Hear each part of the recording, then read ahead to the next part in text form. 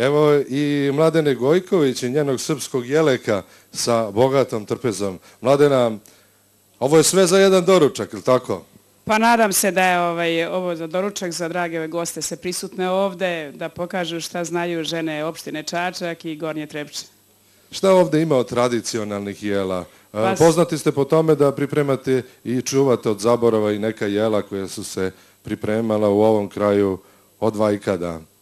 Pa ja mislim da sve ovde na trpezi što stoji, da je ovo sve urađeno rukom mojih žena iz kulturno-umetničkog društva, sve je zdrava hrana, ništa nema što bi nešto rekao čovjek da bi štetilo zdravlju.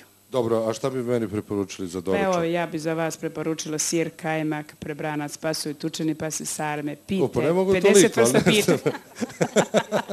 Pa evo, ostanite ceo dan naš gost, pa ćete se poslužiti. Redom, polako je. Dakle, da završim sa šljivama, je li tako? To su pečene šljive ovde iz Gornje Trepče, pečene šljive sa šećerom koje su prelepe, zimi se ostavljaju zamrzivač i peku se, evo vidite kako izgleda. I tako to izgleda. Kasnije ćemo pričati o šljivama u drugom obliku. A sada da zapevamo, Mladena. Važi, hvala. Evo, Jelek je tu, pa da čujemo jednu lepu pesmu. Izvolite. Hvala. Zelen, zelen bore, zelen si do zime,